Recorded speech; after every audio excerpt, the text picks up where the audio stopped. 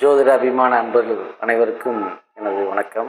நான் ரமேஷ் ராகவா அஸ்ட்ரோ அன்னூர், ஸ்ரீ முத்துராகவா ஜோதிட மையம் அன்னூர். வணக்கம் அன்பர்களே. வரக்கூடிய 2026 வருடம் அடுத்து பிறக்கப் போகிறது.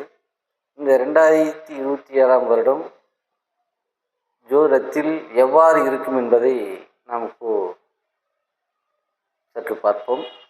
இந்த 2020 வருடத்தில் குரு பகவான் 1/6/2026 அன்று கடகராசிக்கு பயிற்சியாகிறார். அவர் மீண்டும் அதிசீக்கிரகதியில் 31/10/2026 அன்று சிம்ம ராசிக்கு மீண்டும் பயிற்சியாகி செல்கிறார். அதிசீக்கிரகதியாக செல்கிறார்.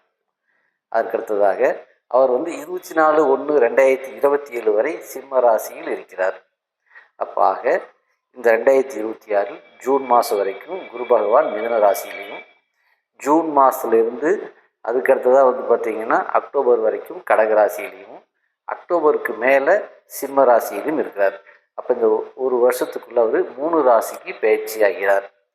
அதற்கடுத்ததாக இதே வருடத்தில் ராகுகேது பயிற்சி அப்படிங்கிற விஷயமும் நடக்குதுங்க.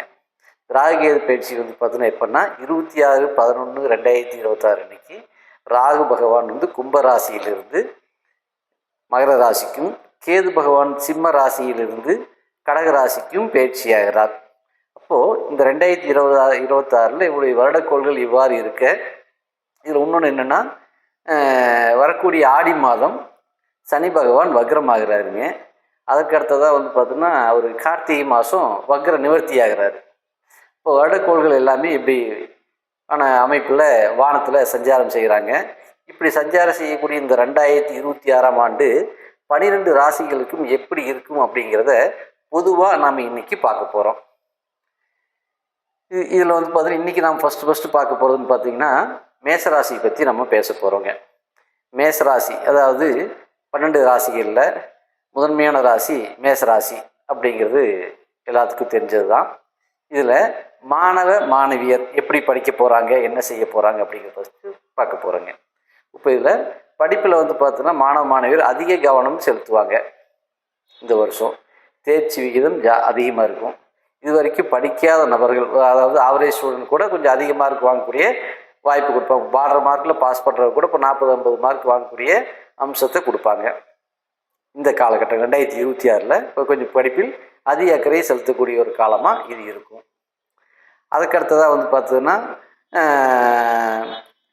இதில் உயர்கல்விக்கு போகிறவங்களும் இந்த டைம் தேர்ச்சி விகிதம் அதிகரிக்கிறதுனால உயர்கல்வி போகிறவங்க மாணவ மாணவியரையும் அதிகரிக்கும். அதாவது +2 முடிச்ச வயசு டிகிரிக்கு போகிறவங்க இடைநிற்றல் இல்லாமல், இல்லை +2க்குள்ளே இடைநிற்றல் இல்லாமல் கொஞ்சம் அதிகமாக படிக்கக்கூடிய ஒரு அம்சத்தை இந்த டைமில் கொடுப்பாங்க. இதில் மைனஸ் என்னென்னா, ராசிக்கு 5ஆம் இடத்துல கேது பகவான் வரக்கூடிய நவம்பர் மாதம் வரைக்கும் இருக்கிறதுனால இந்த காதல் அப்படிங்கிற மாதிரி விஷயம் அதிகரிக்கக்கூடிய ஒரு வாய்ப்பை கொடுப்பாங்க. இதை தவிர்க்கிறதுக்கு மாணவ செல்வங்கள் என்ன செய்யணும்னா, படிப்பில் அதிக கவனம் செலுத்தணும். நாம் படித்து முடித்து இதுவாக ஆகணும். ஒருத்தர் பார்த்தோன்னா டாக்டர் ஆகிற லட்சியம் வச்சுக்கலாம், இன்ஜினியர் ஆகிற லட்சியம் வச்சுக்கலாம், இல்லை பொதுவாக ஏதோ ஒரு வகையில் அவங்க என்ன ஆகும்னு நினைக்கிறாங்களோ அதை லட்சியம் வச்சுட்டாங்கன்னா அதை நோக்கி போயிட்டு இருந்தாங்கன்னா இந்த காதல் அப்படிங்கிற விஷயம் இடையூறு வந்தாலும் அதை பெருசுப்படுத்தாமல் அடுத்த லட்சியத்தை நோக்கி அவங்க முன்னேறுவாங்க அப்படிங்கிறது இந்த இடத்துக்கு நான் சொல்லிக்கிறேங்க. அதுக்கடுத்ததான் 25 வயசுக்கு மேலே இருக்கக்கூடிய சம்பாதிக்கக்கூடிய வயதில் இருக்கக்கூடிய அன்பர்கள் அல்லது குடும்ப தலைவிகள், இவங்களுக்கு அடுத்து நம்ம எப்படி பார்க்க போகிறோம். இப்போ இந்த காலகட்டத்தில் பார்த்தா தடைப்பட்ட திருமணங்கள் அவங்களுக்கு நடக்கக்கூடிய ஒரு விஷயத்தை இந்த இதில் பண்ண போகிறாங்க. 2026 இது வரைக்கும் அவங்களுக்கு ஏதோ ஒரு வகையில் தடைப்பட்டிருக்குங்க திருமண தடைகள். இந்த தடைப்பட்ட திருமணங்கள் இனிதே நடக்கக்கூடிய ஒரு விஷயத்தை பண்ண போகிறாங்க. அதுக்கடுத்ததாக வெளி மாநிலம், வெளிநாடு இங்கெல்லாம் போகிறதுக்கு முயற்சி பண்ணிகிட்டு இருக்கிறவங்களுக்கு இந்த 2026 கொஞ்சம் ஈஸியாக நடக்கக்கூடிய விஷயத்தை கொடுப்பாங்க. இப்போ ட்ரம்ப் நிறைய கண்டிஷன் போட்டிருக்காரு அமெரிக்கா வர்றதுக்கு. அது மாதிரியான அந்த சட்ட விதிகள்லாம் கொஞ்சம் தளர்த்தக்கூடிய ஒரு வாய்ப்புகளை இந்த 2026 அனைவருக்கும் கொடுக்கும். அதனால் வெளிநாடு போகிறவங்களுக்கு ஈஸியாக போகலாம். மேற்கொண்டு படிக்கிறதுக்கு போகிறவங்களுக்கு சரி, அதுக்கடுத்த வேலைக்கு போகிறவங்களுக்கு சரி ஈஸியாக போகக்கூடிய ஒரு அமைப்பு கொடுப்பாங்க. அதுக்கடுத்து ஆன்மீக ஈடுபாடு இந்த வருஷம் 2026 அதிகரிக்கக்கூடிய ஒரு வாய்ப்பையும் நம்ம இப்போ இன்றைக்கி பார்க்க போகிறோம்.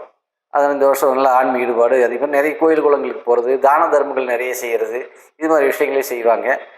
சில பேர் பார்த்தீங்கன்னா புனித யாத்திரை செல்வார்கள்னு வச்சுக்கிங்களேன். இப்போ காசி போகிறாங்க, அல்லது இங்கேயே எல்லா பக்கம் ஆன்மீக சுற்றுலா செல்கிறவங்க அதிகரிப்பாங்க. மாற்று மதத்தினர்களும் பார்த்திங்கன்னா அவங்கவுங்களுடைய சுற்றுலாத்தலங்களுக்கு செல்லக்கூடிய ஒரு வாய்ப்புகளை இங்கே கொடுப்பாங்க.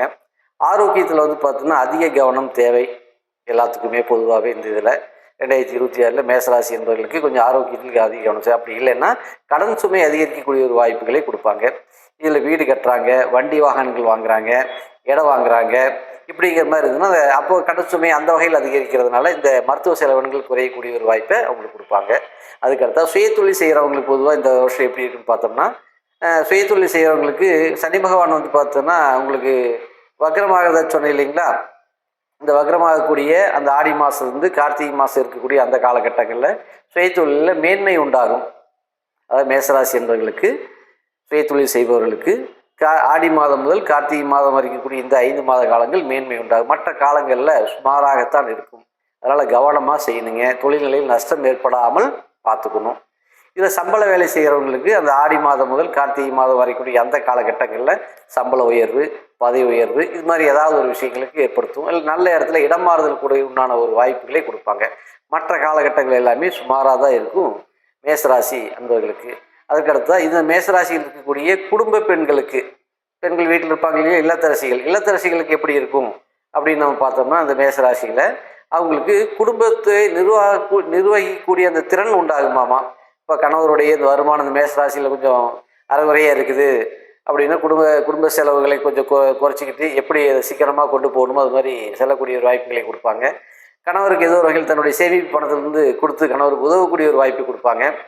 அப்போ இவங்க மனைவி இல்லைன்னா நாங்கள் இதெல்லாம் எதுவும் செஞ்சுருக்க முடியாது அப்படிங்கிற மாதிரியான அம்சத்தை கொடுப்பாங்க. சில பேருக்கு அம்மா வயசில் இருக்கிறாங்கன்னா அம்மா இல்லைன்னா எதுவும் செஞ்சுருக்க முடியாது அப்படிங்கிற விஷயத்த பண்ணுவாங்க. அப்போது இல்லத்தரசிகள் அல்லது குடும்பத் தலைவிகள் அல்லது அக்கா தகைகள் இப்படி யார் இருந்தாலும் சரி மற்றவங்களுக்கு உதவக்கூடிய ஒரு அம்சத்தை தான் இந்த வருஷம் கொடுப்பாங்க. அப்போ அவங்களுக்கு வந்து குடும்ப சுமை, இவங்களுக்கு குடும்ப பாரத்தை சுமக்கக்கூடிய ஒரு தன்மையை இவங்களுக்கு கொடுக்குறாங்க. அதை அழகாக கொண்டு போய்க்குவாங்க. ஒரு பாரமாகவோ சுமையாகவோ அவங்களுக்கு தெரியாது. அதே மாதிரி வந்து பார்த்தீங்கன்னா அவங்களுடைய வாரிசுகளை அழகாக வழிநடத்தி கொண்டு போவாங்க. ரொம்ப ஃப்ரெண்ட்லியாக இருப்பாங்க. இவங்களும் அதிகமாக கோயில் குளங்களுக்கு செல்லக்கூடிய ஒரு வாய்ப்புகளை இல்லத்தரசிகளுக்கும் இந்த 2026 ஆண்டு அதிகமாக கொடுக்கும். அதுக்கடுத்தா நகை இது மாதிரியான விஷயங்கள் இருக்குதுன்னா அதெல்லாம் வந்து பார்த்தீங்கன்னா கொஞ்சம் அடமானத்துக்கு செல்லக்கூடிய ஒரு வாய்ப்புகளை உண்டாக்கி கொடுப்பாங்க இல்லத்தரசிகளுக்கு. ஏன்னா இவங்க தான் அதை மேனேஜ் பண்ணணும் பொருளாதாரத்தை அப்படிங்கிறதுனால அப்படி ஒரு விஷயம் இருக்குது. மீண்டும் அதை நம்ம மீட்டுக்கலாம் அப்படிங்கிறது சொல்லிக்கிறேங்க.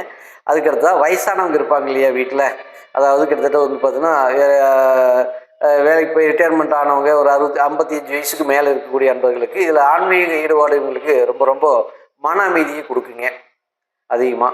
அப்போ பக்கத்தில் இருக்கக்கூடிய அருகில் இருக்கக்கூடிய கோயில்களுக்கு செல்வது, கூட்டமாக நண்பர்கள் சேர்ந்து சாயந்தர நேரம் மாலை நேரங்கிற மாதிரி உட்காந்து அதிகமாக பேசுறது, தன்னுடைய மனக்குமுறல் அல்லது மன விஷயங்கள் அல்லது கடந்த கால சிந்தனைகள் இதையெல்லாம் அவங்க வந்து பேசும்போது அவங்களுடைய மன இறுக்கம் குறையக்கூடிய ஒரு தன்மையை கொடுப்பாங்க. அதனால் உடல் ஆரோக்கியத்தில் இருக்கக்கூடிய அந்த தளர்வுகள், மனச்சுமை அவங்களுக்கு குறையக்கூடிய ஒரு அம்சத்தை கொடுப்பாங்க. அதனால் பழைய நண்பர்கள் மீண்டும் சேரக்கூடிய அம்சத்தை, பழைய விஷயங்கள் பழைய ஏற்கனவே இருந்த இடங்களுக்கு செல்லக்கூடிய ஒரு வாய்ப்பை எல்லாம் வயதான நண்பர்களுக்கு கொடுப்பாங்க அப்படிங்கிற விஷயத்தையும் இந்த இடத்துக்கு நம்ம சொல்லிக்கிறேங்க.